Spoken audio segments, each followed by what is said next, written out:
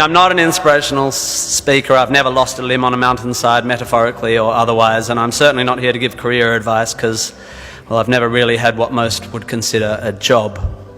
However, I have had large groups of people listening to what I say for quite a few years now, and it's given me an inflated sense of self-importance. So I will now, at the ripe old age of 37.9, bestow upon you 9 life lessons. 1, you don't have to have a dream. Americans on talent shows always talk about their dreams. Fine, if you have something you've always wanted to do, dreamed of, like in your heart, go for it. After all, it's something to do with your time, chasing a dream. And if it's a big enough one, it'll take you most of your life to achieve, so by the time you get to it and are staring into the abyss of the meaninglessness of your achievement, you'll be almost dead, so it won't matter. I never really had one of these dreams, and so I advocate passionate dedication to the pursuit of short-term goals. Be micro-ambitious. Put your head down and work with pride on whatever is in front of you. You never know where you might end up. Just be aware the next worthy pursuit will probably appear in your periphery, which is why you should be careful of long-term dreams. If you focus too far in front of you, you won't see the shiny thing out the corner of your eye. 2, don't seek happiness. Happiness is like an orgasm. If you think about it too much, it goes away.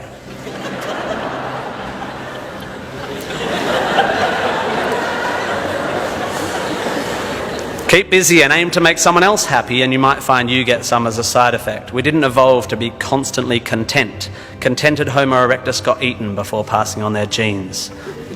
3, remember, it's all luck.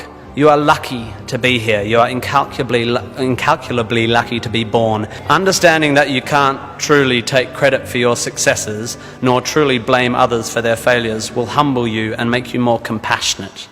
Empathy is intuitive, but is also something you can work on intellectually. 4, exercise. I'm sorry, you pasty, pale, smoking philosophy grads, arching your eyebrows into a Cartesian curve as you watch the human movement mob winding their way through the miniature traffic cones of their existence. You are wrong and they are right. Well, you're half right. You think, therefore you are, but also you jog, therefore you sleep, therefore you're not overwhelmed by existential angst. You can't be can't, and you don't want to be. Play a sport, do yoga, pump iron, run, whatever, but take care of your body. You're going to need it. Most of you mob are going to live to nearly 100, and even the poorest of you will achieve a level of wealth that most humans throughout history could not have dreamed of. And this long, luxurious life ahead of you is going to make you depressed. 5, be hard on your opinions. A famous bon mot asserts that opinions are like arseholes, in that everyone has one. There is great wisdom in this, but I would add that opinions differ significantly from arseholes, and that yours should be constantly and thoroughly examined.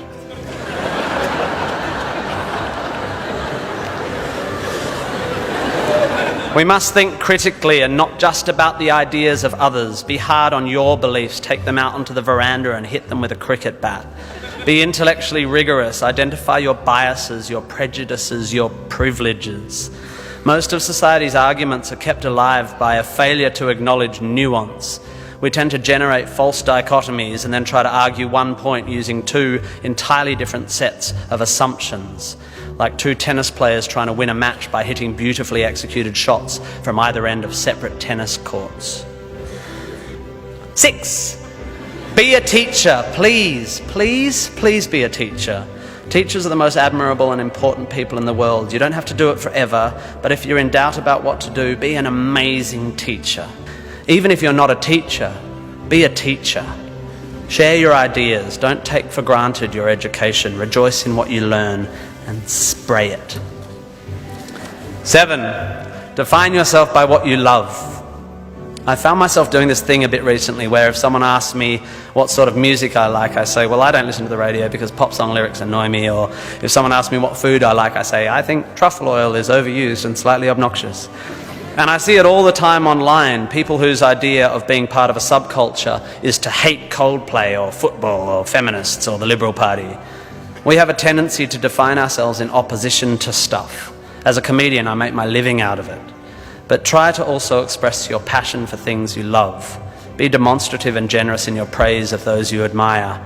Send thank you cards and give standing ovations. Be pro stuff, not just anti stuff. 8, respect people with less power than you.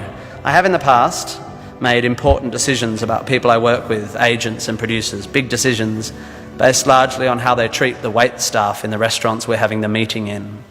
I don't care if you're the most powerful cat in the room, I will judge you on how you treat the least powerful. So there. 9, finally, don't rush. You don't need to already know what you're going to do with the rest of your life. Don't panic.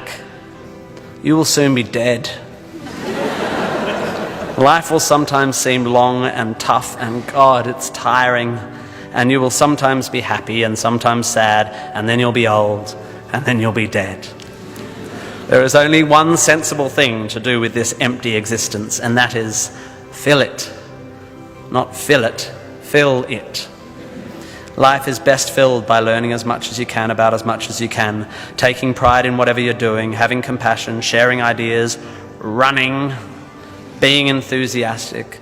And then there's love and travel and wine and sex and art and kids and giving and mountain climbing, but you know all that stuff already. It's an incredibly exciting thing, this one meaningless life of yours. Good luck, and thank you for indulging me.